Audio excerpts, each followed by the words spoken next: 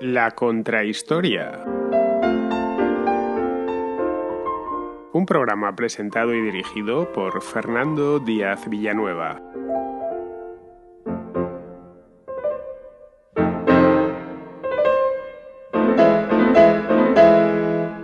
En 1921 el ejército español llevaba más de 10 años guerreando en África.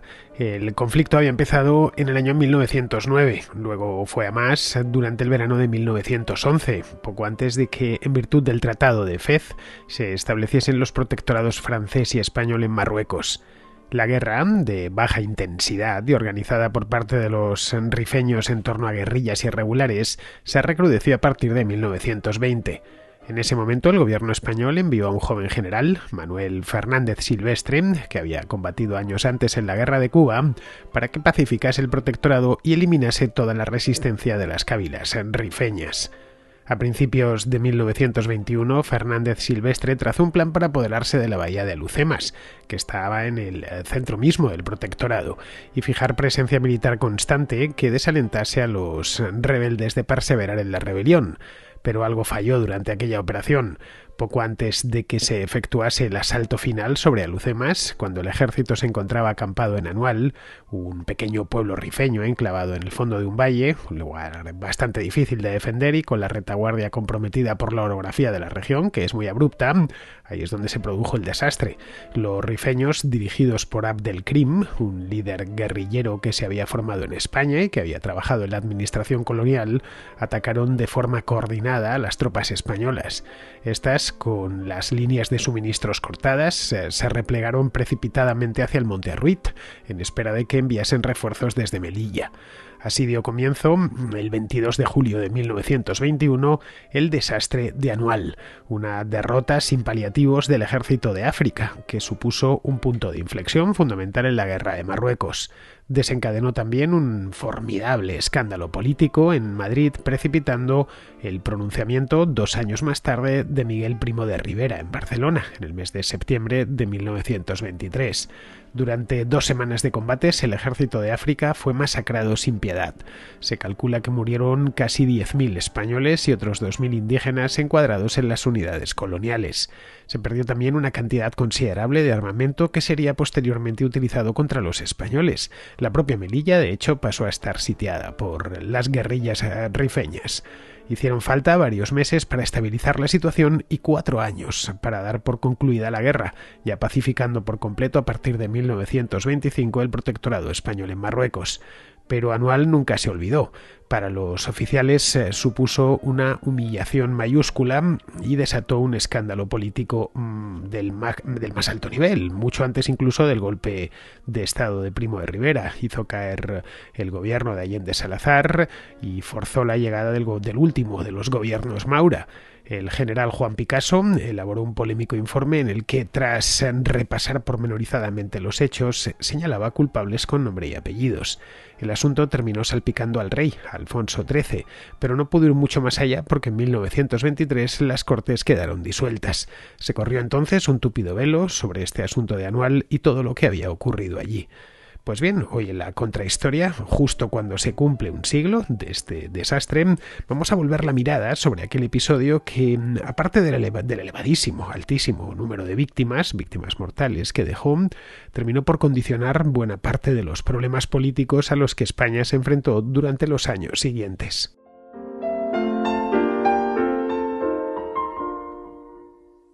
A pesar de su cercanía, los españoles de los siglos XVI, XVII, XVIII e incluso el siglo XIX nunca les interesó demasiado África. Y cuando digo cercanía es que es cercanía real. Desde algunas partes de España, como el sur de la provincia de Cádiz, África se ve perfectamente, se ve a ojo desnudo. No hace falta unos prismáticos, ni siquiera un telescopio. El punto más cercano entre ambos continentes se encuentra en el estrecho de Gibraltar y el punto más cercano debe rondar los 14 o 15 kilómetros, más o menos. Vamos, que en barco tardas unos 50 minutos en cruzarlo, en barco de los rápidos, quiero decir, y en helicóptero creo que se tarda en 10 minutos, más o menos, si hay una línea de helicóptero que va de Ceuta hasta Algeciras, una línea regular, quiero decir. Vamos, que si tenéis lo que hay que tener para subiros en el helicóptero, podéis ir de un continente a otro en apenas 10 minutillos a bordo de un helicóptero. Pues es por lo demás completamente seguro. Yo lo digo por si alguien tiene miedo, como es mi caso, de subirse en un helicóptero. Pero bueno, el hecho es que a pesar de la cercanía, no había mucho interés por las cuestiones africanas. En el siglo XVI se hicieron algunas campañas costeras con la idea de poner fin a la piratería berberisca, que operaba básicamente desde los puertos de Argelia y los puertos tunecinos. A principios del siglo XV, en el año 1415 concretamente, los portugueses conquistaron Ceuta. Y ya a finales de ese siglo, en 1497, los castellanos se hicieron con Melilla. Eran puestos de avanzada, poco menos que cabezas de playa, pero la presencia hispana no pasaba, ni la portuguesa ni la española pasaba de la costa. Luego, ya pues poco antes de la llegada a Melilla, los españoles habían llegado a América y los portugueses, pues un año después de la llegada a Melilla, pues se habían plantado en la India, por lo tanto perdieron en buena medida el interés, menos los portugueses que los españoles lo perdieron por completo. Se intentó durante el siglo XVI controlar algunas plazas, pero no tanto para internarse dentro del norte de África como para controlar esos puertos y evitar que los piratas que tenían en ellos su base hiciesen incursiones contra las costas españolas o las costas italianas, que en aquel entonces pues formaban parte de la monarquía hispánica. Así que no había mucho interés, como os digo, más allá de los puertos que estaban controlados directamente. Y cuando apareció América en el horizonte, el poco interés que había se perdió por completo.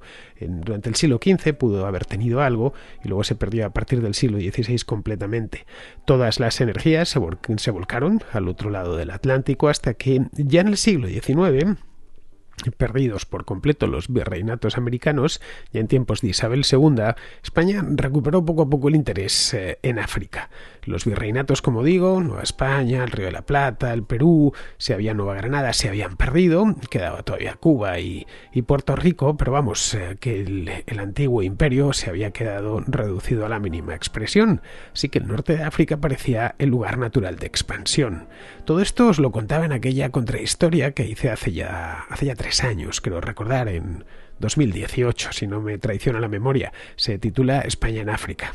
Lo digo porque, por si queréis escucharla. Amplié este mismo tema en otra que hice hará cosa de un año o cosa de 2, no me acuerdo, pero vamos, recuerdo que la titulé La cuestión marroquí. Esta es creo que es de 2019. De nuevo hablo de memoria.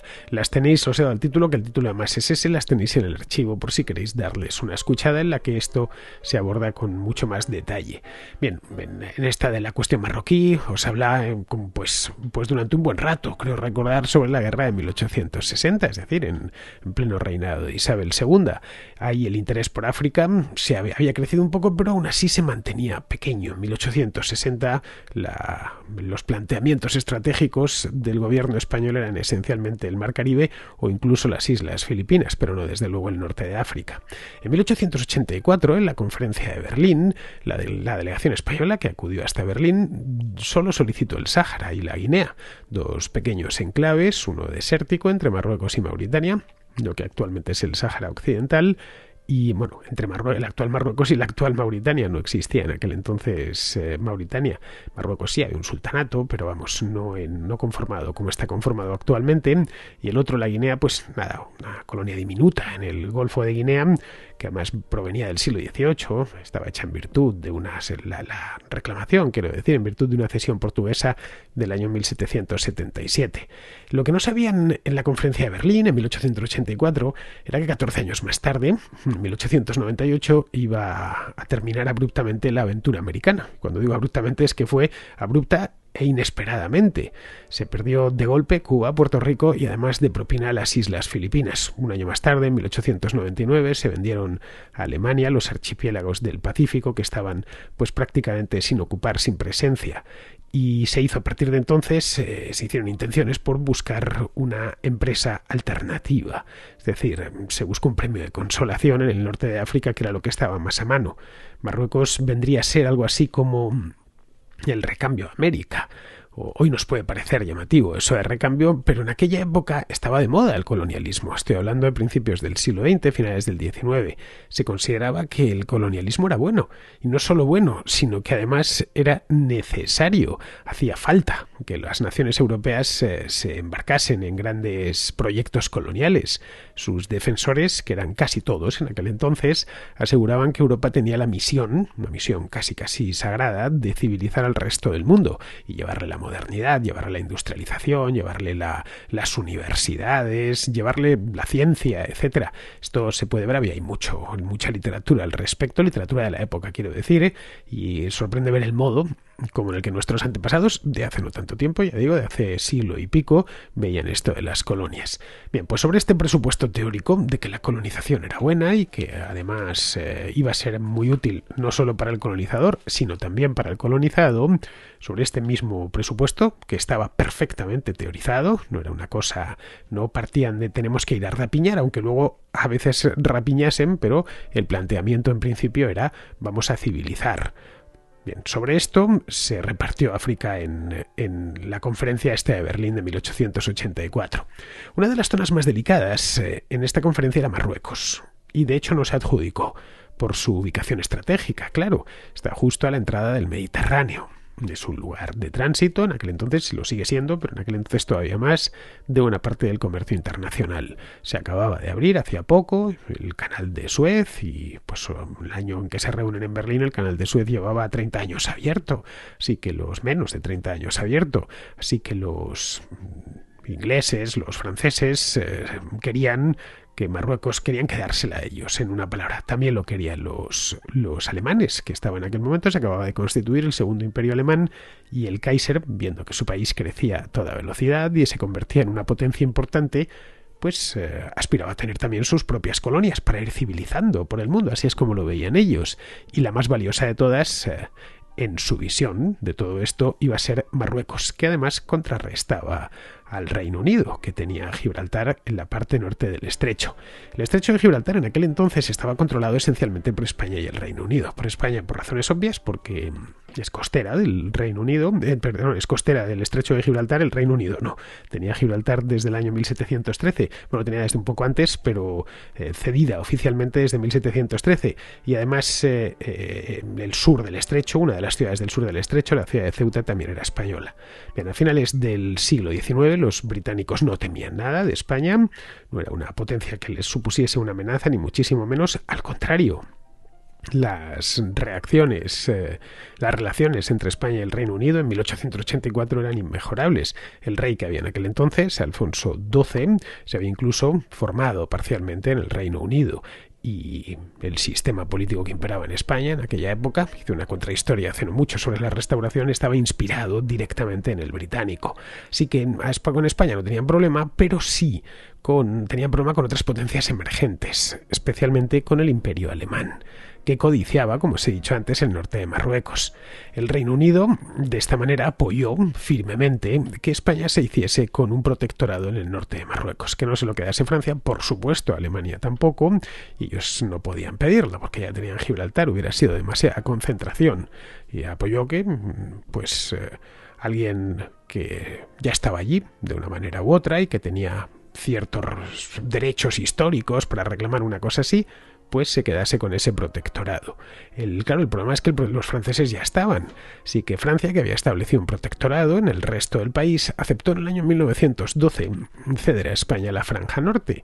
No era muy grande, tendría unos 21.000 kilómetros cuadrados este protectorado, para que nos hagamos una idea, ligeramente más pequeño que Galicia. Galicia creo que son 28.000 kilómetros cuadrados, de los cuales aproximadamente un porcentaje minúsculo, creo que en torno al 8 al 10% de este protectorado, era tierra llana y fácilmente controlable. El resto era una cordillera, sigue siendo una cordillera, la cordillera del Rif, que es los sistemas béticos que tenemos en España. Bueno, pues el arco sigue por el sur, son además montañas en ese aspecto bastante parecidas. Es una cadena montañosa de unos 400 kilómetros de largo, con algunos picos bastante elevados, algunos de más de 2.000 metros de altitud. En fin, que era un caramelo envenenado el que le dieron los franceses a los españoles, que se quitaron así de encima un problema pues prácticamente seguro. El protectorado español estaba constituido por una sucesión de valles y de desfiladeros que carecían por completo de unidad. No había buenos caminos y tampoco había ferrocarriles, por supuesto. No había llegado más que puntualmente a algunos lugares, generalmente cercanos a Ceuta y Melilla, el telégrafo, más allá de la costa, vamos. Y su población, que en aquel entonces alcanzaba el 500.000 de personas, se encontraba organizada de manera un tanto primitiva. Se organizaban en tribus llamadas cabilas. Los españoles hicieron un censo de cuántas había y llegaron a contar un total de 66, que solían estar por lo demás peleándose siempre entre ellas. Es decir, había una cantidad de problemas de guerrilla, de guerras y guerritas entre las propias cabilas que a los propios españoles les llamó la atención. La tierra era pobre, pedregosa, no era fácil de cultivar, el clima similar en algunos aspectos, en bastantes aspectos a la región de la Alpujarra Granadina, complicaba todavía más las cosas, porque en verano hace un calor infernal y en invierno proliferan los aguaceros torrenciales. Tampoco había ninguna riqueza natural en especial, no había minas de carbón ni nada de ese estilo. Atravesar el protectorado de Melilla a Ceuta, por tierra quiero decir, era lento y estaba lleno de peligros. Las cabilas nominalmente estaban sujetas al poder del sultán, pero luego de facto eran independientes. El sultán estaba ahí como una figura casi más religiosa que otra cosa. El sultán, de hecho, nunca había llegado a controlar el Rif en ningún momento de la historia de Marruecos, por lo menos de la historia reciente de Marruecos hasta la independencia, y tampoco lo había intentado, ¿eh? Era un poder suave el que ejercía sobre el norte del país, pero bueno, al menos las tribus rifeñas le debían algún respeto, porque le consideraban el comendador de los creyentes, que es por cierto lo que sigue siendo el rey de Marruecos. Creían que era descendiente directo de Mahoma. No sucedía lo mismo con los españoles, a quienes obviamente pues veían como invasores y los conocían. A los alemanes no, porque seguramente no habían visto uno en su vida, pero a los españoles los conocían bien. Ceuta y Melilla eran ciudades españolas desde muchos siglos antes y ya habían guerreado en numerosas ocasiones con los propios españoles, generalmente a raíz de los sucesivos sitios que habían tenido Ceuta y Melilla. Pero vamos, no era muy problemático para los españoles mientras estuviesen dentro de Ceuta y Melilla. Las dos ciudades, especialmente Ceuta, eran relativamente fáciles de defender por su ubicación y naturalmente se encontraban amuralladas.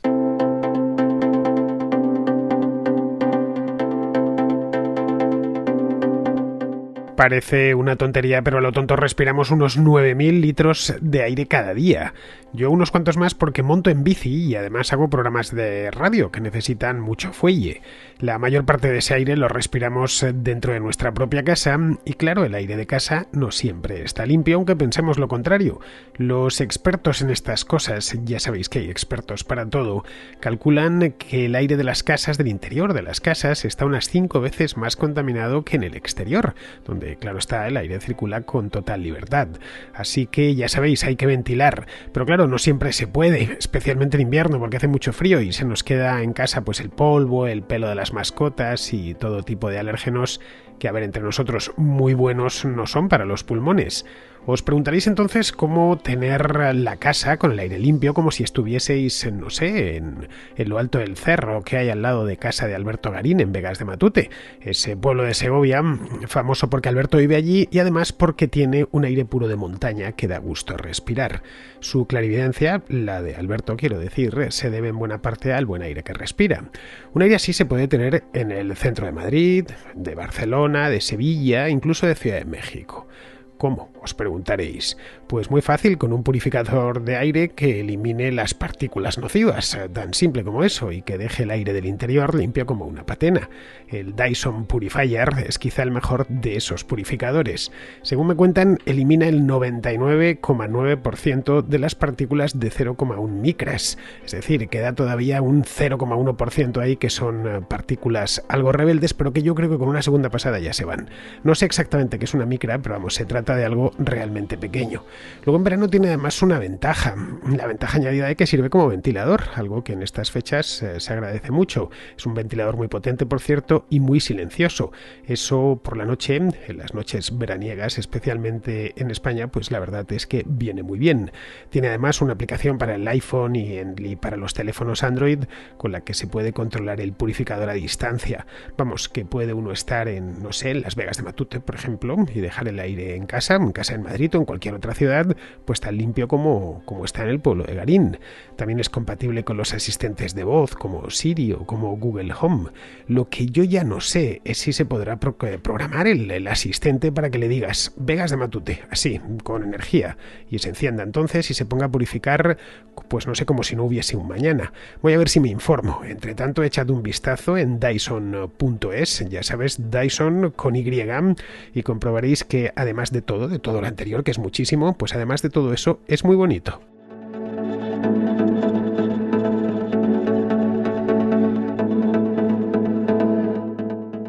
Como os decía antes, la presencia española en las zonas colindantes con Ceuta y Melilla era bastante antigua. El caso de Ceuta desde el siglo XV y en el caso de Melilla pues también desde finales del siglo XV. Las cabilas de esas comarcas estaban acostumbradas a tratar con españoles. A menudo conocían su lengua y muchos veían incluso ventajas en la presencia de los españoles allí. Ventajas evidentemente de tipo económico. En el año 1860, por ejemplo, esta guerra de la que os hablaba antes, en tiempos de Isabel II, los españoles habían construido la segunda línea de ferrocarril en el continente africano.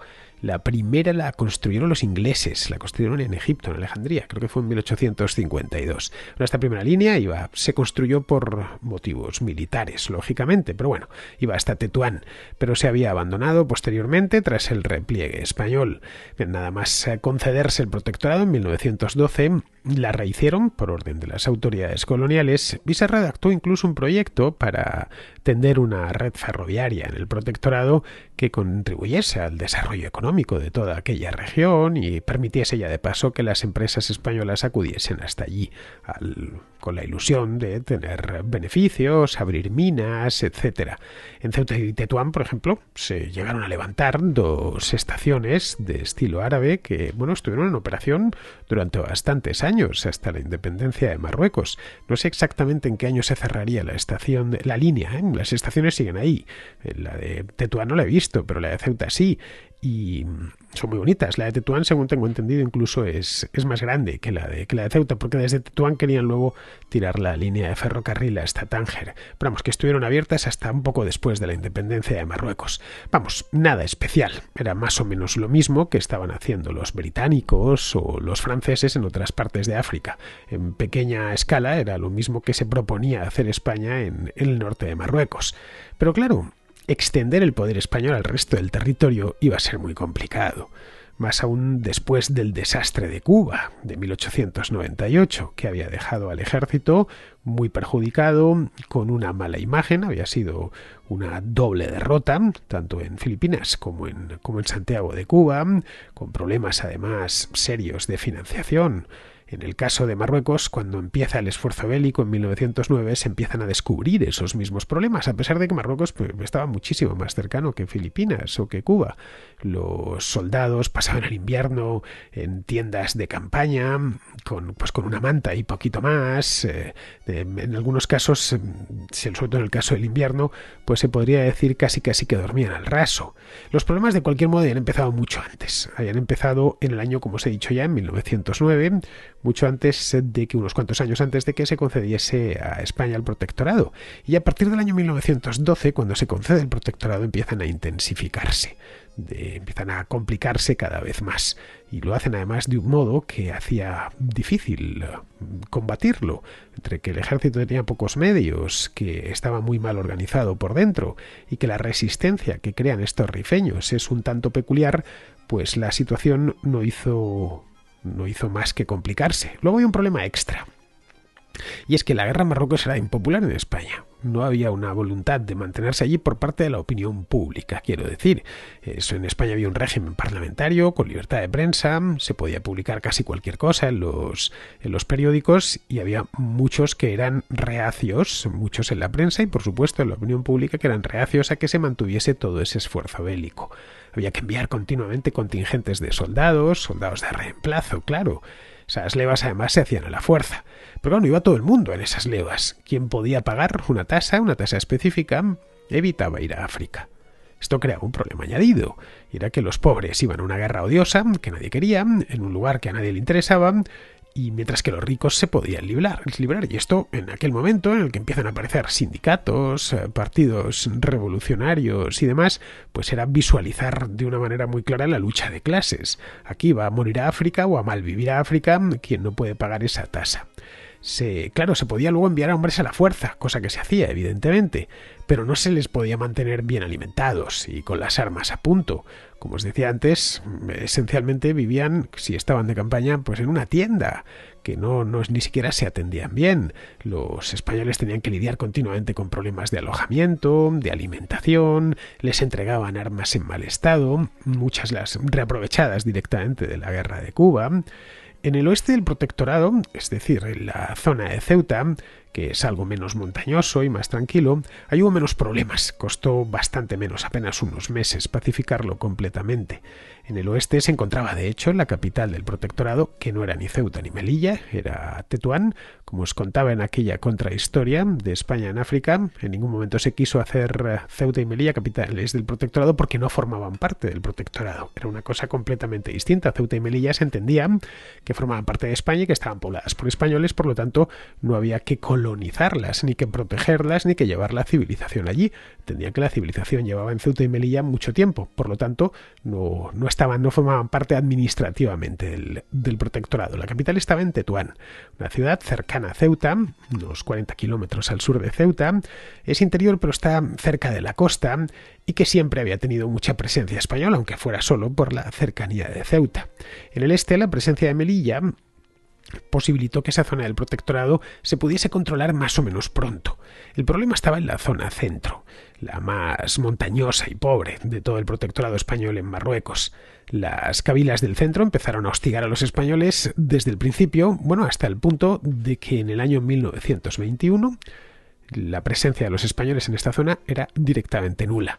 A mediados de ese año os voy a poner un mapita, os voy a poner dos mapas hoy para que no haceros mirar la pantalla más de lo estrictamente necesario, que esto no deja de ser un programa de radio a fin de cuentas. Os voy a poner un mapita, os pongo uno de cómo estaba y después cómo se quedó. Aquí tenéis la disposición, lo leéis arriba, disposición de los frentes españoles en Marruecos, que el que hizo el mapa quiso ser muy preciso. Situación a las 12 horas del 21 de julio de 1921, fue el día que empezó, el día anterior a que empezase la ofensiva de Anual. Podéis verlo en el color pardo oscuro, se puede ver el territorio controlado de hecho por el ejército español, se ve Ceuta en una esquina y Melilla en la otra, y ahí es Nador, las Chafarinas que están en el extremo, las Chafarinas siguen siendo españolas todavía a día de hoy. Toda esta zona se puede ver Monte Arruit, Dardrius, Anual, esto lo veremos a continuación, estos nombres saldréis del programa y os serán familiares. Y a la izquierda se puede ver la ciudad de Tetuán, Ceuta y después Tánger. Tánger no formaba parte del protectorado, era una zona internacional administrada como un condominio por varios países europeos. Entre ellos estaba España, pero no tenía un control directo sobre la ciudad. Bien, pues se puede ver perfectamente además la zona del Rif que no estaba controlada. Se ve el Peñón de Vélez de la Gomera, que por cierto también sigue siendo español, es una de las plazas de soberanía, y luego la bahía de Alucemas. Toda esta zona era, de hecho, aunque formalmente constituía parte del protectorado, era de hecho independiente. Bien, para acabar con esta excepción de que el protectorado tuviese dos partes controladas y pacificadas y una en el centro que no lo estaba y que además amenazaba a las otras dos, en el año 1920 el gobierno, que lo presidía en aquel entonces Manuel Allende Salazar, del Partido Conservador, nombró a Manuel Fernández Silvestre, que era como comandante general de Melilla. Fernández Silvestre conocía bastante bien Marruecos, llevaba muchos años allí. Era un general joven, en aquel momento tenía 48 años y, como digo, llevaba en África bastantes años. Era cubano de nacimiento, como le sucedía a muchos generales españoles, militares españoles en general, y bueno, fue allí en la misma Cuba donde hizo sus primeras armas como teniente en la guerra de 1895. Repatriado a España tras la derrota del 98, fue enviado a África en el año 1904. Ahí aprendió árabe y bueno, ya como coronel capitaneó varios regimientos de infantería desde Ceuta. La verdad es que la carrera militar de Fernández Silvestre, teniendo en cuenta que en Cuba había combatido solo como teniente, cuando ya era oficial superior, digamos, en Marruecos había sido un éxito, todo habían sido éxitos. En Madrid el gobierno le tenía en muy alta estima, era un tipo muy trabajador, querido por sus hombres, que había conseguido controlar rápidamente la zona oeste del protectorado, la de Ceuta. Su misión en Melilla era hacer lo propio con el centro del protectorado. En enero del año 1921, poco después de que le nombrasen comandante general de Melilla, lo que hizo Fernández Silvestre fue concebir una maniobra de avance progresivo hacia el centro del protectorado partiendo desde Melilla, en dirección a la bahía de Alhucemas, que ya la hemos visto antes, con forma de media luna, se consideraba que esta bahía era el corazón del Rif y era un enclave estratégico que había que tomar para dominar el territorio y ya de paso acabar con la guerra. Sus tropas eran básicamente españolas, la mayor parte de reemplazo, pero contaba también con unidades indígenas, llamadas formalmente Fuerzas Regulares Indígenas de Melilla. Al final se quedaron solo con lo de regulares, ¿eh? Siguen existiendo, por cierto, los regulares. Están acuartelados en Ceuta y Melilla y tienen unos uniformes muy vistosos. Van los regulares, hoy son un cuerpo de élite dentro del ejército español. Van con una capa blanca y un sombrero de tipo fez de color rojo. Además desfilan, cuando hacen un desfile van un poquito más lento. Si uno ve a los legionarios que desfilan a toda velocidad y luego a los regulares que van con una parsimonia tremenda, pues es llamativo de ver. Hoy evidentemente ya no son tropas indígenas, sino un cuerpo más del ejército de tierra, que eso solo se puede ver, eso sí, en África. También se puede ver en algún desfile. Si el Día de la Hispanidad, por ejemplo, pues suelen venir a Madrid y desfilar un tabor de regulares, sus unidades se llaman tabores, y ya digo, llama bastante la atención verlo. Bueno, los regulares se acababan de fundar a imagen y semejanza de otras potencias europeas que lo que hacían era formaban cuerpos que estaban conformados por indígenas, tan sencillo como eso. Se les pagaba, se les daba formación militar, se les uniformaba, y para muchos indígenas aquello era atractivo, porque tenía la posibilidad, para ellos lo veían así, la posibilidad de ascender en sociedad, de ganar un buen salario y además de sentirse, entiendo yo, que más modernos o integrados en la nueva sociedad colonial. Bien, el hecho es que los regulares españoles, las tropas indígenas de regulares en Marruecos, y bueno, no solo esas, también el resto de tropas estaban muy mal armadas. Esa era la realidad.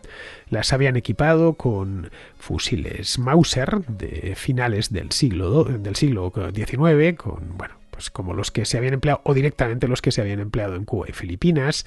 Les habían puesto también unas ametralladoras algo más modernas, pero vamos, ametralladoras baratas, por lo que se encasquillaban bastante a menudo. Bueno, en definitiva, no se les equipaba bien. Bueno, ahí están las fotos de la época. Es lo bueno de la historia del siglo XX, que la tenemos muy bien fotografiada.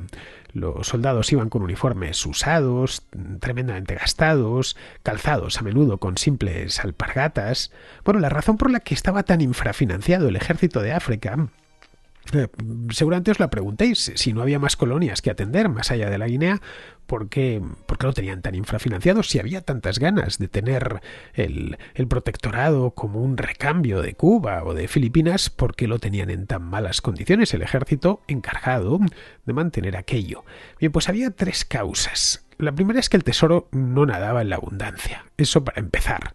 La segunda es que se pensaba que con esas tropas, que una parte compuesta por regulares, reclutados allí en la misma África, y otra por soldados de reemplazo, no muy bien equipadas, vale, es cierto, con fusiles, ametralladoras baratas, etcétera, con una artillería no muy bien mantenida, bastaría para hacer frente a unos simples guerrilleros locales. Y la tercera, que había corrupción y mala administración dentro del ejército. Las partidas de gasto que se aprobaban en Madrid, que aprobaba el Ministerio de la Guerra, a veces una parte se distraía y desaparecía, o directamente se empleaban en otras cosas, es decir, que no terminaban en la compra de municiones, o en la compra de armas de buena calidad, o en la compra de uniformes. Fernández Silvestre, que como he dicho antes, llevaba mucho tiempo en África, conocía a la perfección el estado de las tropas y las restricciones humanas y presupuestarias que tenía que hacer frente continuamente.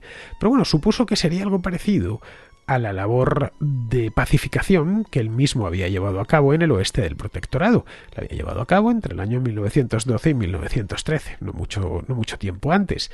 Digo que entiendo que pensaría eso porque no lo dejó por escrito. Es algo que tenemos que suponer.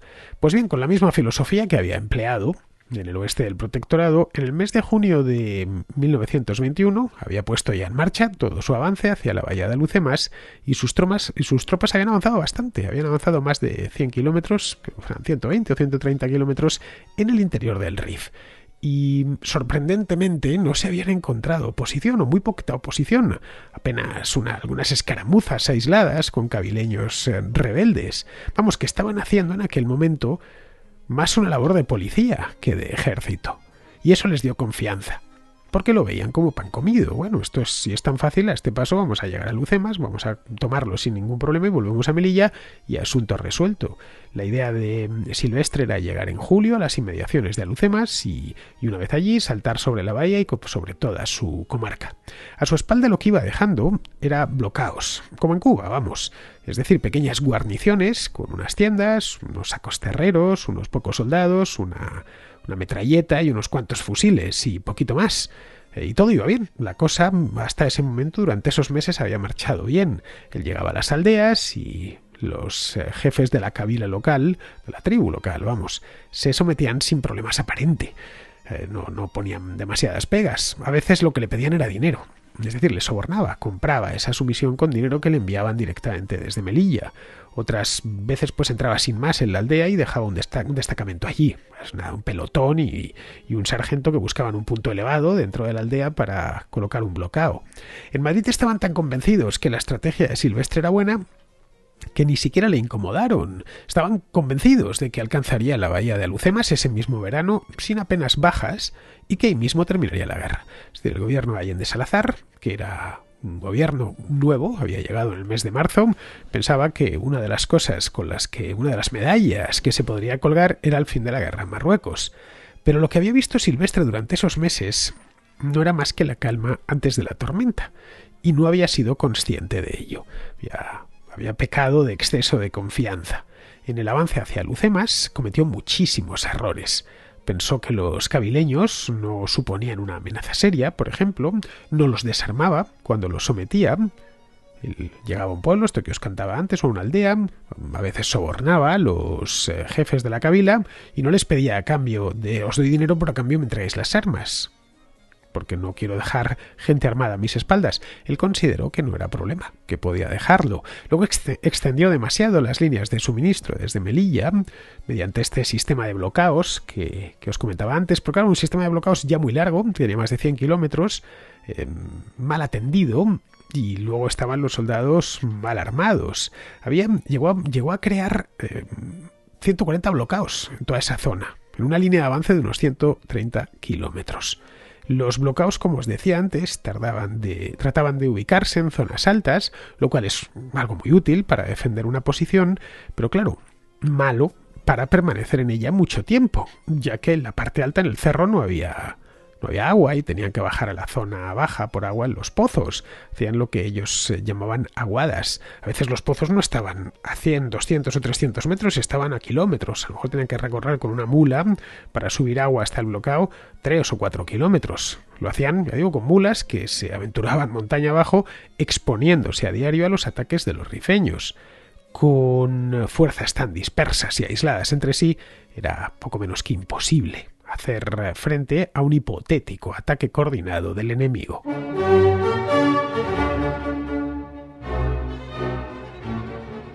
En el mes de mayo de 1921, el grueso del ejército de Silvestre fijó su campamento base en la localidad de Anual, que está a unos 60 kilómetros al este de Alhucemas. Desde allí el general Silvestre quería realizar ya el avance final, hacer el asalto final sobre la bahía y su comarca.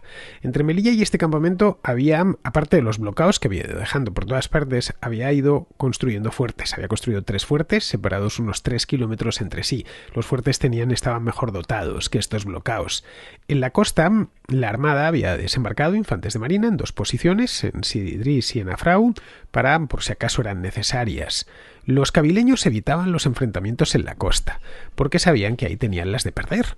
Los españoles tenían vía de escape, el mar, evidentemente, y además podían recibir refuerzos fácilmente por mar.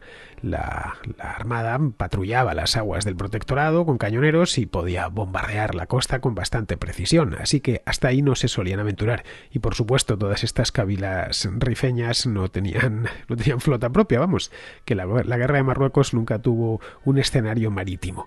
El dominio del mar era completamente español, pero vamos, al final se guerreaba en el interior. Bien, Anual era otra cosa. Anual no estaba en la costa, estaba cerquita, pero no en la costa. Estaba enclavada en un lugar difícil de defender. Y esto es algo que no terminó de ver Silvestre. Se encontraba en el fondo de un pequeño valle con accesos bastante difíciles. Para llegar hasta ahí había que atravesar puertos de montaña y desfiladeros varios. El camino, además, el camino oficial, el principal, que llevaba hasta Melilla, que el que iba de Anual a Melilla, estaba en pésimo estado, como todos los caminos del protectorado, y atravesaba varios pasos montañosos, que eran muy sencillos de tomar por los guerrilleros rifeños que se lo propusiesen. Los guerrilleros evidentemente combatían en casa, conocían aquellas tierras como la palma de su mano, entre otras cosas porque combatían entre ellos habitualmente, así que estaban acostumbrados no solo a recorrer esas tierras con sus rebaños de cabras, sino además a utilizarlas para guerrear entre ellos mismos. Además, había otro problema, y es que los propios rifeños conocían bastante las debilidades de los españoles porque llevaban varios años relacionándose con ellos. Veían la situación de los bloqueos, veían la situación de los soldados, sabían que les faltaba comida bastante a menudo, que tenían problemas para conseguir agua, que las armas no siempre les funcionaban. No es como en el año 1909 cuando acababan de llegar. No. Llevaban ya varios años allí y muchos de ellos sabían que los soldados españoles, en el caso de un ataque masivo, iban a tener difícil defenderse, bastante difícil. Así que lo que vemos es que, así en primera instancia, la retaguardia quedaba completamente comprometida. Los rifeños observaron cómo podían embolsar a los españoles, si querían hacerlo, privándoles de recibir refuerzos, y todo tipo de suministros, empezando por los víveres. Además, luego había otro problema allí, y era que Silvestre había concentrado demasiados hombres, demasiados soldados, por lo que era necesario llevar mucha comida y mucha agua todos los días para mantener la posición. Esa zona del protectorado, la zona de Anual, es especialmente árida, especialmente desértica, al igual que hay otras zonas dentro del Rif que son algo más verdes, tienen más agua, tienen mejores condiciones para la vida humana. Concretamente esa no es especialmente rica, y a las fotografías del lugar me remito, un absoluto pedregal. Luego, los bloqueos tampoco servían de ayuda. Se encontraban todos desperdigados y costaba llegar hasta ellos. Es decir, no se podía contar con los soldados que se habían ido dejando atrás en los meses precedentes. Los rifeños conocían bien aquello, como ya os he dicho que era su propia casa. En cambio, para los españoles cada paraje era nuevo. No sabían a dónde conducían los caminos, ni dónde encontrar agua. No tenían realmente ni idea de cuando se encontraban en cualquier sitio, en un valle, en un desfiladero. Contaban con algunos mapas, pero no es lo mismo mirar algo en un mapa, aunque sea el GPS, por supuesto el GPS no tenían, pero los mapas que les facilitaba a los oficiales el ejército español estaba bien cartografiada la zona, pero no es lo mismo mirar algo encima de un mapa en 2 dimensiones que conocer un valle porque uno ha nacido allí y lleva toda su vida. Así que los problemas eran múltiples, simplemente hacía falta que alguien supiese verlos. Luego, a partir de mayo, el calor en el norte de África es abrasador. Es peor aún que en el sur de España.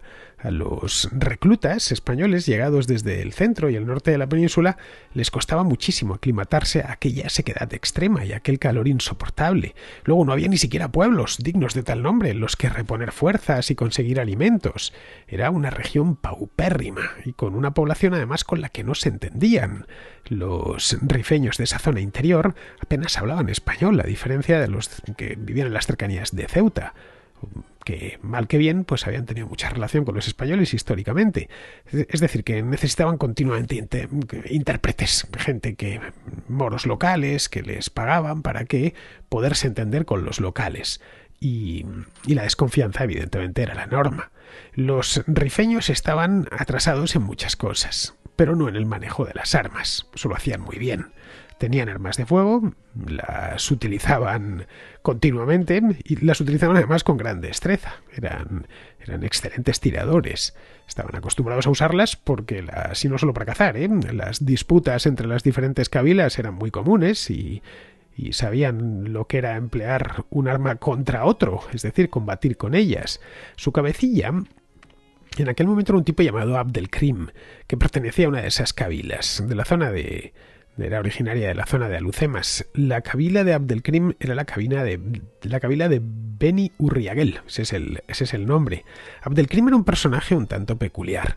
Era el hijo mayor de uno de los jefes de la cabila esta que os he dicho, la de Beni Urriagel, que para que sus hijos tuviesen más oportunidades, Abdelkrim había nacido creo que en 1880 o por ahí, es decir, mucho antes de que los españoles llegasen a esa zona, pero claro, la cercanía. Pues para que tuviese más oportunidades en la vida, el padre de Abdelkrim había enviado a sus hijos a estudiar a España. Abdelkrim y su hermano Hamed hicieron el bachillerato español en Tetuán y luego fueron a universidades españolas. Abdelkrim fue a Salamanca, a la Universidad de Salamanca, y Hamed a la Universidad de Madrid para hacerse ingeniero. Abdelkrim regresó a Melilla, su hermano también, luego se terminaron constituyendo una república en el Rif, uno era el presidente y el otro el vicepresidente. Bueno, el hecho es que Abdelkrim, después de estudiar en la península, regresó a Melilla y se empleó como traductor. Ya os decía, eran necesarios continuamente los traductores en la Oficina de Asuntos Indígenas. Era un tipo que hablaba y escribía español a la perfección. Conocía además muy bien la cultura de los ocupantes porque había estudiado con ellos el bachillerato y después había ido a la universidad. Durante unos años llegó incluso a escribir en un periódico de Melilla, pero mientras hacía eso conspiraba contra la presencia española, no solo española, también francesa, contra la presencia franco-española en Marruecos. Fue descubierto durante la Primera Guerra Mundial, descubierto por los franceses que temían que los alemanes utilizasen a los rebeldes marroquíes o los independentistas marroquíes contra Francia. Así que le dieron a las autoridades españolas, a los franceses, el aviso y que tenéis a un rebelde dentro que está trabajando en una de vuestras oficinas, la de Asuntos Indígenas. Fue detenido por las autoridades españolas y encarcelado en el fuerte de Rostro Gordo, que está en Melilla. Cumplió una condena, bastante breve, eso sí, pero cumplió la condena, abandonó Melilla, estaba completamente desencantado por los españoles por lo que le habían hecho y volvió a su cabila de Alucemas, convertido ya en un líder carismático, al que los rifeños, que en su mayor parte eran analfabetos, pues le adoraban. Un tipo que sabía escribir no solo en árabe, sino también, por supuesto, en español, y que tenía, por lo visto, mucha facilidad de palabra. El tipo tenía un verbo encendido. Le seguían como si se tratase de un profeta. Muchos soldados marroquíes que servían en los regulares llegaron incluso a pasarse al otro bando tras escuchar sus proclamas. Lo que conocía bien Abdelkrim, aparte de nuestro idioma, que ya digo que lo conocía bastante bien, eran las numerosas debilidades del ejército español y las podía cuantificar. Los aldeanos podían ver que efectivamente que las ametralladoras de los españoles a veces se encasquillaban, o bastante a menudo, o que no iban muy sobrados de comida, o que sus uniformes estaban rotos.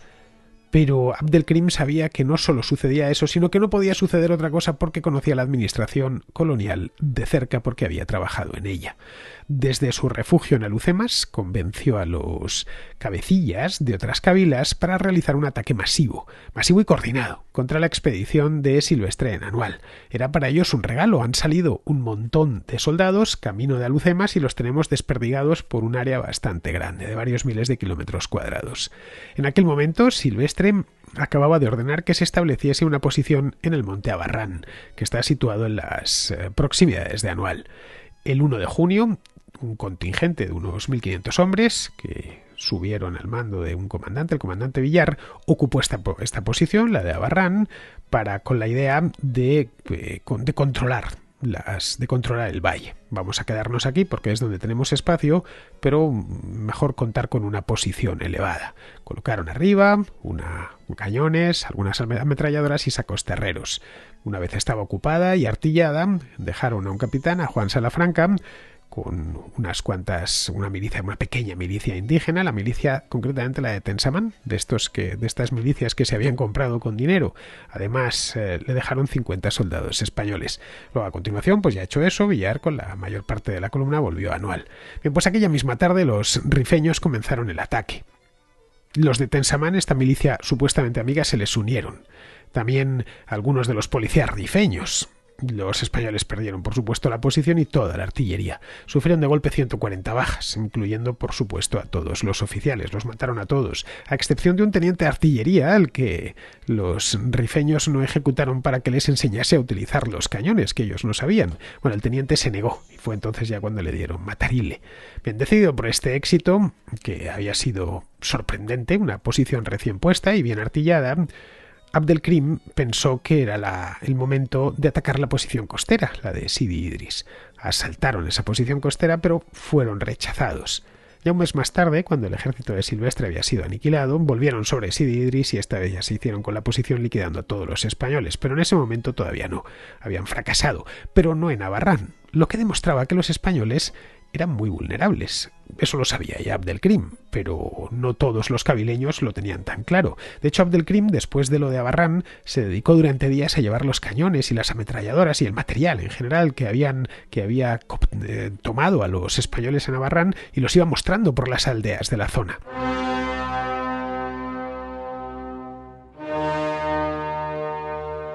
Esto a muchos rifeños que estaban en la duda les terminaba de convencer de que si se unían podían derrotar a Silvestre y además obtener un gran botín. De manera que en unos pocos días los efectivos de Abdelkrim se multiplicaron. Creo que pasaron algo así como de 2.000 o 3.000 a más de 10.000 hombres. Silvestre de cualquier modo no estaba bien informado, porque todo esto no lo veía venir. Él pensaba que eran pequeñas escaramuzas, como había sucedido hasta ese momento, que lo de Abarrán, bueno, era una contrariedad, pero que contaba con ella. Pues ya pondremos un puesto en otro monte y lo defenderemos mejor. Y no tomó ninguna contramedida. En respuesta a la pérdida de Abarrán, de hecho, ordenó que se tomase otra posición elevada, la de Igeriben. Esto fue una semana más tarde, con la idea de defender el campamento de Anual, desde arriba. Ya después de eso, se fue para Melilla, donde se reunió con Damaso Berenguer, que era el alto comisario de España en Marruecos. Era la autoridad más alta que había en Marruecos en aquel entonces. Berenguer era cubano de nacimiento, bueno, como el propio Silvestre, y se conocían bien porque ambos habían coincidido en la Academia Militar de Toledo. Lo que le pidió Silvestre a Berenguer fueron refuerzos, le pidió armas también, le pidió munición, víveres, dinero, para sobornar a los jefes de las cabilas antes ya de desatar la ofensiva final. Berenguer era consciente de las limitaciones presupuestarias que habían y lo que le dio fueron largas, asegurándole que podría contar con el apoyo de Melilla y de las tropas de Melilla cuando lo necesitase. Vamos, la situación en Anual era mucho peor de lo que su general pensaba. Era complicadísima.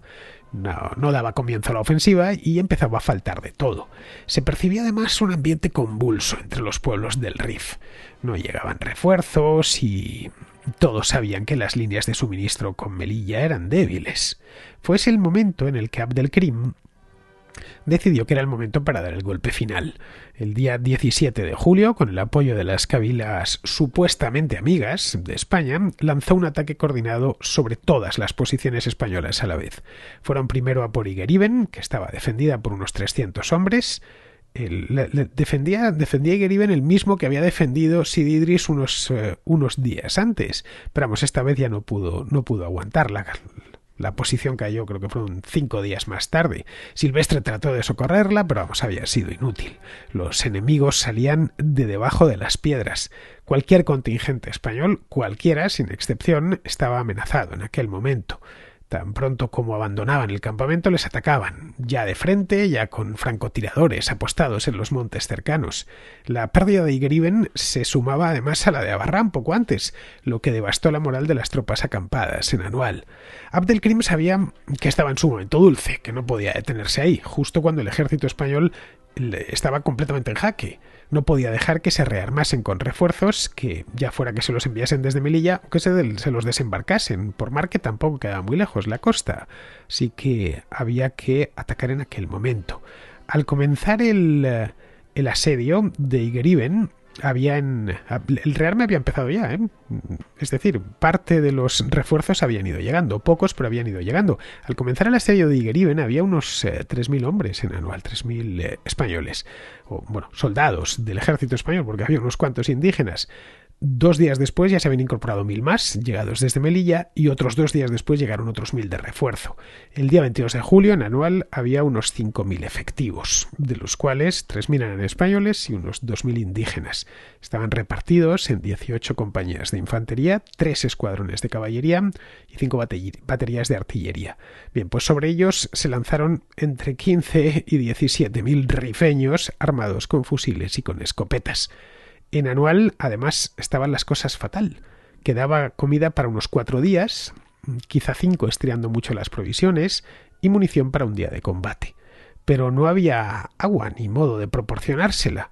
Silvestre era plenamente consciente de que a esas alturas era imposible, completamente imposible, defender aquel campamento. Ordenó entonces la retirada, ya in extremis, pero el día 22 de madrugada llegó un mensaje de radio desde Melilla en el que le pedían que la mantuviese, que era clave, que era estratégica, que le enviarían tan pronto como pudiesen refuerzos y provisiones, pero ya digo, tenían solo munición para combatir un día, vamos, que no podía esperar. Le habían además llegado informes recientes de que varias columnas de guerrilleros se dirigían hacia Anual, columnas muy numerosas. Silvestre ordenó evacuar hacia 2 de los fuertes que había dejado en la retaguardia, de los 3 que habían ido construyendo. A media mañana del día 22 de julio comenzó el repliegue.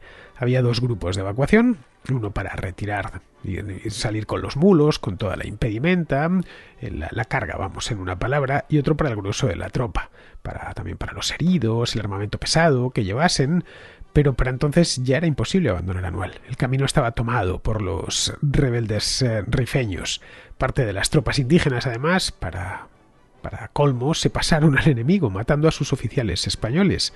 Cuando el grueso de las tropas españolas abandonó el campamento, se lanzaron sobre ellos y se desató el caos más absoluto. Los 2 grupos de evacuación se mezclaron, los oficiales perdieron el control de su propia tropa, nadie atendía órdenes, el repliegue ordenado en un principio pues se transformó en una desbandada sobre la que los rifeños pudieron disparar a placer, como si estuviesen cazando liebres. Vamos, que todo se vino abajo con gran velocidad. El general Fernández Silvestre, como las desgracias nunca llegan solas, pues apareció otra, y es que desapareció de golpe. Unos dicen que se metió en su tienda viendo aquello y se suicidó, y otros que fue tiroteado por los rifeños. La verdad es que no lo sabemos y seguramente nunca lo sepamos, porque jamás se ha encontrado su cadáver. Así que no se puede hacer ni siquiera la investigación sobre el cadáver, quiero decir. Cualquiera de las dos cosas pudo pasar. En la desbandada, además, murió su Estado Mayor, sus coroneles más cercanos, que eran Manella y Morales. Estos sí, sabemos que murieron en plena desbandada. Al caer la tarde del día 22, todo el dispositivo de bloqueos organizado por Fernández Silvestre en los meses precedentes estaba ya amenazado y cayendo uno a uno. En las 2 semanas siguientes se vendría abajo. Los pocos que consiguieron escapar con vida del infierno de Anual retrocedieron hasta la posición de Dardrius, que estaba más o menos bien defendida. A su cabeza se encontraba un general llamado Felipe Navarro. Este era un veterano de la guerra de Filipinas que se las arregló para escapar con vida y con unos cuantos hombres. Felipe Navarro era un general de caballería. Muchos se salvaron, de hecho, gracias a un regimiento de caballería, el de los cazadores de Alcántara, comandados por el teniente coronel Fernando Primo de Rivera, que hizo frente a caballo a los rifeños, es decir, dejó de defenderse y pasó directamente a atacar. La mayor parte de este regimiento, el de los cazadores de Alcántara, murió durante las cargas. Eso le permitió a Navarro, fue toda una heroicidad, porque permitió a Navarro encontrar el camino de salida junto a unos 3.000 hombres de aquella ratonera. Se dirigieron primero al fuerte de Dardrius y luego ya, tras varios días de camino, al fuerte de Monterruit, que era una posición cercana ya a Melilla, a unos 40 kilómetros al sur de Melilla, que podía además ser socorrida fácilmente. En el informe de intendencia se puede leer lo que habían conseguido salvar hasta ese momento. 3.017 hombres. 500 de ellos estaban gravemente heridos. 23 sacos de arroz, 10 de garbanzos, 16 de judías, 228 de cebada, 5 de café y 109 litros de aceite. Bien, con eso tenían que alimentarse 3.000 hombres, 3.017 exactamente, durante un tiempo indeterminado.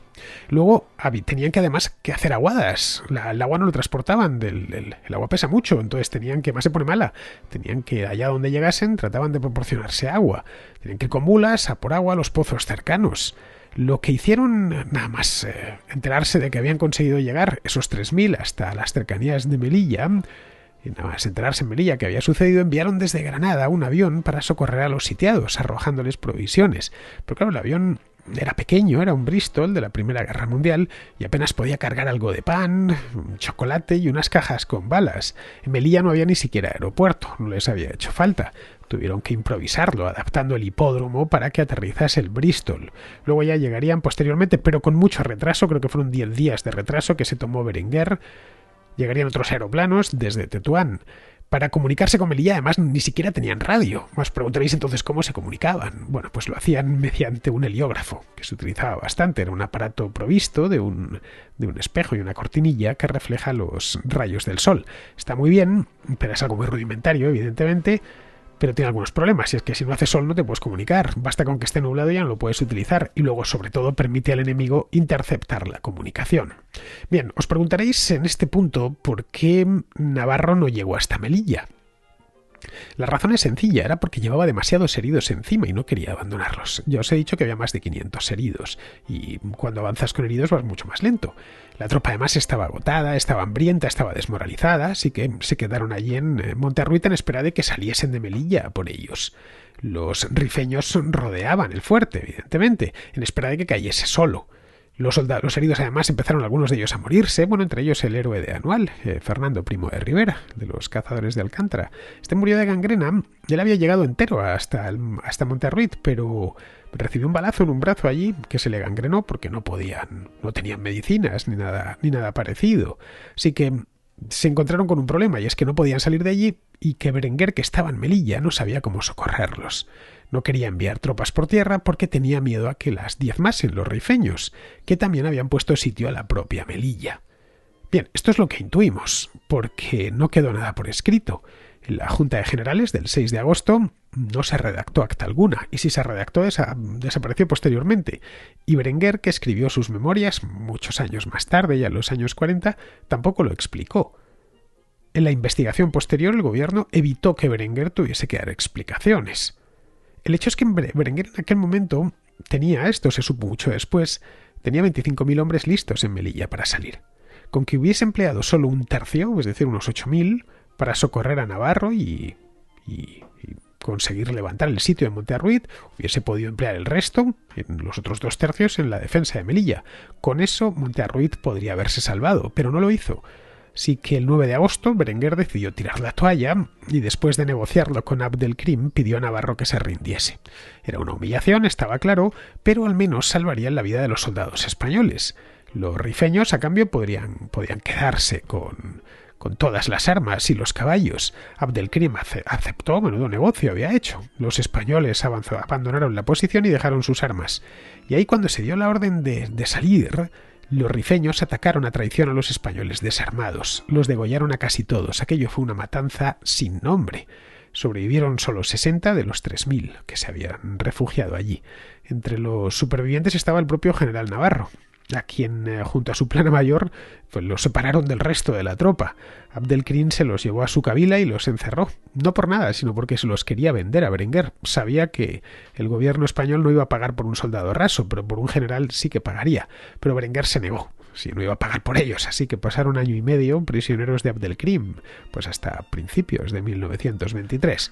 El resultado de todo aquello fue que, y os voy a poner el otro mapa, os he dicho antes que solo iban a entrar 2. Bueno, pues ahora entra el segundo de cómo quedó, el protectorado después de lo de Anual. Como podéis ver, el territorio rifeño se había extendido completamente. Que Melilla quedó sitiada y hasta por la zona de Yebala, ya en la parte oeste del protectorado, avanzaron los rifeños. Como podéis comprobar, esto es las líneas defensivas a las 12 horas del 10 de agosto de 1921, es decir, apenas 15 días más tarde de lo que os he mostrado en el anterior mapa que hemos visto al principio del programa. Bien, Esto es el coste territorial del desastre anual. El coste en vidas fue, pues eso, de unos 10.000 muertos, más o menos. Algunos los ejecutaron además con muchísima saña. Les sacaron las uñas, les destriparon, en fin. No lo reproduciré porque la verdad, leer lo que hicieron los rifeños con los soldados españoles en Anual es de una crueldad tremenda, se le pone a uno mal cuerpo. Bien, en España, después de ver este mapa, lo pudieron ver ellos mismos, estalló un gran escándalo. Berenguer consideraba que lo había hecho todo bien y pidió que un oficial, nombrado por el Ministerio de la Guerra, investigase los hechos y depurase las responsabilidades pertinentes. El Luis de Marichalar, que era el ministro de la Guerra en aquel momento, nombró al general Juan Picasso.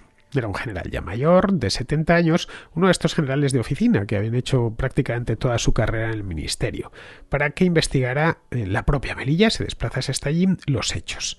Pero el desastre era de tal calibre que el gobierno conservador, el de Manuel Allende Salazar, tuvo que dimitir en pleno. El rey Alfonso XIII encargó entonces formar gobierno a Antonio Maura, pero Picasso ya se había desplazado a Melilla y estaba investigando. Una de las primeras cosas que hizo fue solicitar a Berenguer que le explicase por qué Silvestre y sus tropas se encontraban en Anual y por qué no habían recibido refuerzos. Berenguer, muy ofuscado, se quejó al gobierno y le dijo a Picasso que no estaba autorizado para dar tal información porque era secreto de Estado.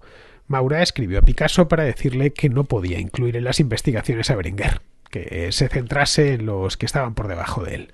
Picasso protestó, comunicó al gobierno que su misión era investigar sin excluir a nadie, incluidas, por supuesto, las más altas instancias, ya que no llevaba a ningún sitio descubrir faltas menores de oficiales de baja graduación sin que no iban a aportar demasiado. Si se dejaban a un lado, bueno, no olvidemos que muchas veces esas faltas menores de los oficiales de baja graduación son producto de faltas mucho mayores de oficiales de alta graduación. Así que no podía dejar de investigar a Berenguer. No le hicieron caso, pero bueno, este hombre Picasso no se desanimó. Tomó declaración a casi 80 personas y elaboró una lista detallada de todos los soldados que se encontraban presentes en Anual. Hechas las pesquisas oportunas, que le llevaron varios meses, por cierto, allá a principios de 1922 regresó a Madrid con el expediente completo, un expediente que tenía 2.400 páginas. En abril del año 22 entregó el expediente, bueno, un resumen, por supuesto, un resumen ejecutivo en el Ministerio de la Guerra. El Consejo de Guerra y Marina recibió el expediente y lo remitió a la Fiscalía Militar, que apreció indicios de responsabilidades penales para un total de 39 oficiales, ya fuese por negligencia o por abandono de su deber. Entre los encausados se encontraba Damaso Berenguer, a quien el expediente no acusaba, pero criticaba la estrategia que se había seguido. El Pleno del Consejo acordó el procesamiento de Berenguer, pidiendo al Senado el suplicatorio, porque Berenguer era senador vitalicio. Bueno, pues esta es una de las razones por las cuales Berenguer tuvo que abandonar el cargo de alto comisario en Marruecos. Por lo demás, acordaron no procesar a ningún civil por no ser la jurisdicción pertinente del Consejo. Este era, no olvidemos, el Consejo de Guerra y Marina, por lo que quedó fuera del sumario el presidente del gobierno, es decir, Manuel Allende Salazar. A mediados de año del 22, el asunto bullía en Madrid y ocupaba portadas de prensa y era tema habitual en las tertulias. José Sánchez Guerra, que era diputado del Partido Conservador, llevó el expediente Picasso a las Cortes, donde se formó una comisión parlamentaria de responsabilidades, compuesta por 19 diputados, que pasaron a ser conocidos en la prensa como los 19. Se puso en marcha la comisión y se produjeron debates muy acalorados y muy subidos de tono en el Congreso. Indalecio Prieto, que era del Partido Socialista, responsabilizó directamente y en sede parlamentaria al rey por lo sucedido, como jefe del ejército que era y del propio Estado. Y ante la deriva que estaba tomando aquello, el presidente del gobierno decidió ya presentar su dimisión. El rey nombró como su sustituto a un liberal, a Manuel García Prieto, pero el debate sobre las responsabilidades continuó. Como no llegaron a acuerdo alguno, en julio del 23 se constituyó una segunda comisión de responsabilidades, formada esta vez por 21 diputados, que debía emitir una resolución definitiva en el plazo de 21 días. El 7 de agosto del 23, el general Berenguer fue llamado a declarar ante la comisión. El día 11 de agosto se negó a la comisión las actas de la Junta de Defensa Nacional y comenzó a rumorearse por Madrid que el propio rey estaba implicado en el desastre, que había No se sabe realmente lo que había hecho o dicho, pero que había influido de manera muy negativa en lo que terminó sucediendo. Bien, ante el cariz que estaban adquiriendo ya los acontecimientos, la cosa se situaba al rojo. La idea era que el día 2 de octubre, entonces estamos hablando del mes de agosto, el 2 de octubre del 23, se efectuase una votación general en el asunto en pleno, en la Cámara Baja, en el Congreso de los Diputados. Pero ese pleno nunca llegó a convocarse, porque el 13 de septiembre el capitán general de Cataluña, Miguel Primo de Rivera, dio un golpe de Estado en Barcelona, disolvió las cámaras e instauró una dictadura con el beneplácito del rey. Ahí terminó la investigación, al menos la parlamentaria, para evitar que pensasen que el motivo del golpe era enterrar el expediente Picasso y la investigación sobre el desastre de Anual. Primo de Rivera permitió que el Consejo de Guerra y Marina siguiese con su proceso para depurar las responsabilidades exclusivamente militares. Pero vamos, a partir de ahí empezaron a introducir algunos elementos de distorsión. Algunos de los vocales fueron cambiados por otros más proclives a absolver a los militares acusados. Poco después ya se hizo público el fallo, se apresuraron contra el general Navarro y contra el propio Dámaso Berenguer. A Navarro le absolvieron y a Berenguer nada, le condenaron a una pena muy leve, le pasaron a la reserva, en una palabra. Pero tampoco duró mucho, porque en julio de 1924 el rey ya decretó una amnistía para todos los implicados en la derrota de Anual. Los delitos directamente y las negligencias no habían existido, al menos a efectos penales, incluido por supuesto el general Berenguer. Luego más tarde, Alfonso XIII acabaría nombrando al propio Berenguer presidente del Consejo de Ministros durante un año, entre 1930 y 1931. Fue uno de los últimos presidentes de la monarquía. La República, eso sí, le terminaría encarcelando brevemente en el Alcázar de Segovia. Pero vamos, Berenguer ya era mayor y nadie le daba mucha importancia. Murió este hombre con 80 años, ya después de la Guerra Civil. Navarro, por su parte, pasó a la reserva en 1930 por jubilación y 6 años más tarde, justo al principio de la Guerra Civil, fue detenido en su casa de Madrid por unos milicianos, recluido en la cárcel Modelo de Madrid y fusilado en Paracuellos del Jarama. Pero entonces el desastre de Anual era ya un lejano recuerdo, a pesar de que solo habían transcurrido 15 años. Luego ya posteriormente, en tiempos de Franco, se terminaría de olvidar. El protectorado quedó definitivamente pacificado en 1925 tras el desembarco de Alhucemas, que fue una operación hispano-francesa que acabó ya definitivamente con las guerrillas acaudilladas por Abdelkrim. El propio Abdelkrim casi cayó preso de los españoles, que después de la matanza de Montearruit, tan infame, que él mismo había traicionado su propia palabra, le tenía muchas ganas. Por eso lo que hizo fue, cuando se vio perdido, se entregó a los franceses, que le deportaron a la isla de Reunión, en el Océano Índico. De ahí saldría para instalarse en Egipto a finales de los años 40. Ya Abdelkrim nunca más regresaría a Marruecos, ni siquiera después de la independencia, que se produjo en 1956. El 6 de abril de ese año el protectorado desapareció. Las tumbas de los soldados españoles, víctimas de la masacre de Anual, fueron trasladadas a Melilla, una a una, donde reposan muchos de ellos. Bueno, también en Melilla se levantó un monolito a los héroes de Montearruit, que hoy se encuentra junto al Panteón de los Héroes del cementerio. En fin, eso es todo lo material que queda de aquel desastre. Un episodio catastrófico que, tal y como hemos visto hoy, tuvo funestas consecuencias.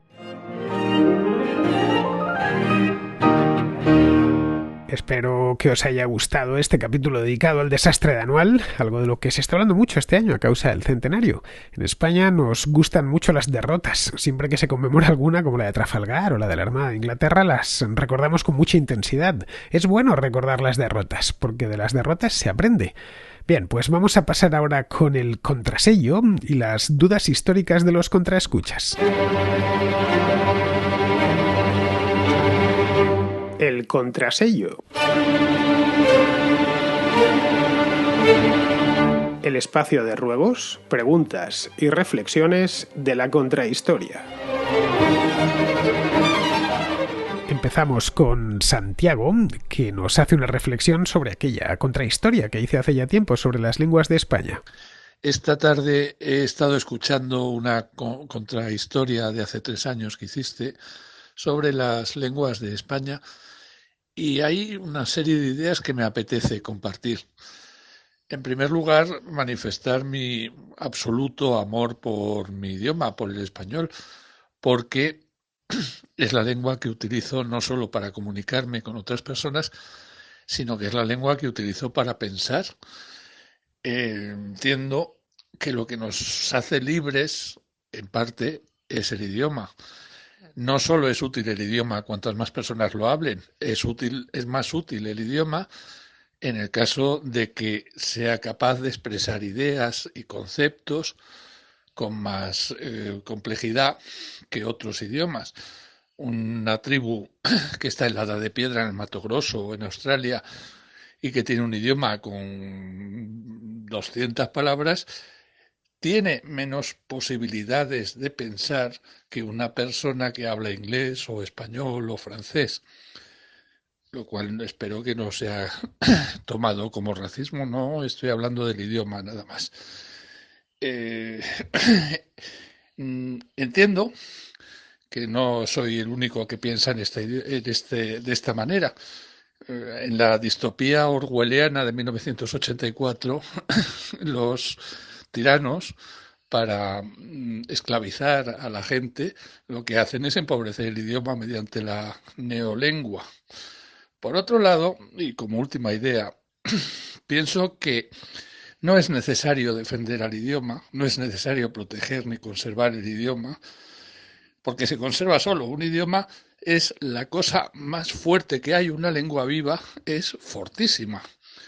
Y es inútil y una tontería intentar imponer una lengua contra una lengua viva. Los americanos, desde la guerra de Cuba hasta los años 50, intentaron imponer el inglés en Puerto Rico.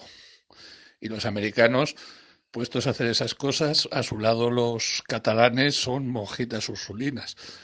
Y no consiguieron nada. Después de más de 50 años de imposición de multas, de periódicos, radios, colegio, todo lo que te imagines, en Puerto Rico se habla castellano. Así que mi fe en el idioma. Muchas gracias. Si hay algo que aprendemos de la historia de Santiago en lo relativo a las lenguas, es que una lengua la dejamos de hablar cuando deja de ser útil hacerlo. Eso ha pasado muchas veces y seguirá sucediendo en el futuro. Las lenguas son códigos para comunicarse. Los hay que permiten comunicarse con más gente y otros con menos. Por eso la gente quiere aprender inglés o chino o alemán o bueno, castellano. Pocos quieren aprender el búlgaro o el finlandés. Las que más habitantes nativos tienen pues más otras ventajas, ¿no? Evolucionan más rápido y van incorporando nuevas palabras y eso también es muy útil. Nuestros antepasados, por ejemplo, antepasados lejanos, te estoy hablando, hace 2000 años, dejaron de hablar sus idiomas celtíberos, que no sabemos cómo eran, porque la mayor parte de ellos no conocían la escritura, y los que sí la conocían nos han dejado inscripciones, pero aún no las hemos descifrado. Bien, pues aquellas gentes de las que tú y yo provenimos fueron abandonando sus idiomas en un proceso lento y sin imposiciones para ir adoptando el latín, que es la lengua madre del castellano, del catalano, del portugués. Entre medias aparecieron otros idiomas, romances, que o desaparecieron o se fusionaron entre sí. El castellano actual es el producto de esa agregación. No hablamos el mismo castellano que hace 1000 años, sino algo mucho más evolucionado, que ha recibido infinidad de aportes, tanto en la península como en América. Lo seguimos llamando castellano porque el origen remoto del núcleo lingüístico de nuestra lengua está en Castilla. Pero si nos atenemos al número de hablantes deberíamos denominarlo mexicano.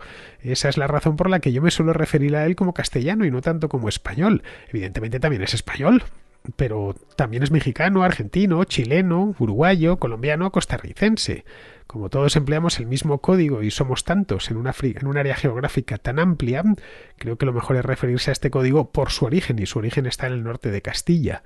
Respecto al uso del español en Puerto Rico, a ver, los gringos creyeron que iba a suceder lo mismo que en Filipinas, que los puertorriqueños abandonarían el castellano para pasarse al inglés, pero no se dieron cuenta de dos factores fundamentales. El primero, que los boricuas hablaban todos castellano, no como los filipinos. Filipinas solo una minoría hablaba castellano en 1898, básicamente en torno a Manila y las ciudades principales. El castellano era la lengua de la administración española y de las clases urbanas. Pero en la calle y sobre todo en el campo se hablaban las lenguas del lugar, como el tagalo. En Puerto Rico solo se hablaba castellano. Hacer que toda esa gente cambie de idioma es complicado, porque les servía para comunicarse entre ellos. Luego el castellano era además una lengua rica, con literatura propia y en la que se podía acceder a mucho conocimiento. y lo cual la hacía todavía más atractiva. Ese es el primer factor. El segundo es que los boricuas formaban parte de una comunidad lingüística mucho mayor. Vamos, que el castellano no solo se hablaba en Puerto Rico, sino en buena parte de América, empezando por el propio Caribe. Puerto Rico tenía ya una relación muy fluida con Cuba, con la República Dominicana o con Venezuela, y para mantener esa relación no necesitaban aprender inglés. Al final los boricuas han terminado aprendiendo las dos lenguas y siendo esencialmente bilingües. No han abandonado el castellano porque forma parte de su identidad cultural, como los carnavales o la Semana Santa. Hoy además, según tengo entendido, se sienten muy orgullosos de sus peculiaridades culturales, entre las que se incluye el idioma. Bien, vamos ahora con Tomás, que es de Alicante y que pregunta por los bulos en la historia de España.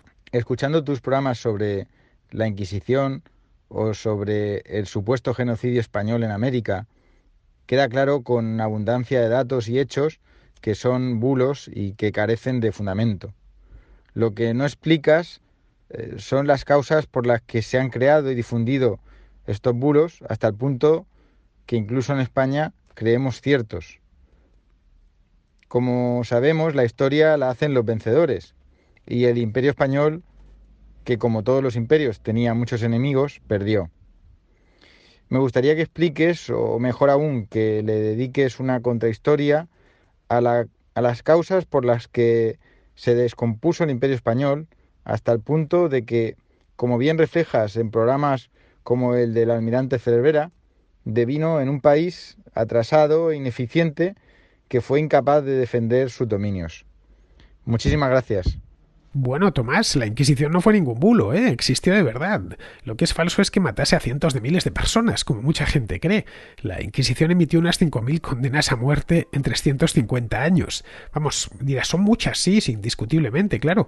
Bueno, también es mucho el tiempo, son 350 años, pero vamos, para ponerlo en perspectiva, solo en la noche de San Bartolomé, en 1572, en Francia, se masacró a más de 3.000 protestantes, solo en París, En Alemania se quemaron unas 30.000 brujas, en un periodo de tiempo mucho más corto, esencialmente el siglo XVII. Vamos, más que bulo, lo que tenemos ahí es desinformación, que en su momento se difundió rápido por la Europa protestante y que ha llegado hasta nuestros días. Respecto a cómo acabó el Imperio Español, a ver, lo hizo desde dentro. Fue un colapso en dos tandas, la primera en torno a 1820, con la independencia de los virreinatos, y la segunda en 1898, con la guerra contra Estados Unidos. Pero vamos, Estados Unidos no se podría podido inmiscuir en nuestros asuntos de no haber mediado antes una guerra de independencia en Cuba, gestionada muy torpemente por las autoridades españolas, dicho sea de paso. Vamos, que se debió a una cadena de guerras civiles en el seno del propio imperio más que una invasión externa. Pero bueno, es lo que sucedió y como tal hay que entenderlo. Muy bien, pues con esto, queridos amigos, terminamos ya la contrahistoria de hoy. Espero que os haya gustado el tema. Y la semana que viene, os advierto ya, tenemos a Alberto Garín por estos pagos. Así que, y si no, mañana pasaros por el contraplano, creo que tenemos, o contraportada. Si os pasáis mañana por la contra, nos escuchamos allí. Hasta mañana, amigos.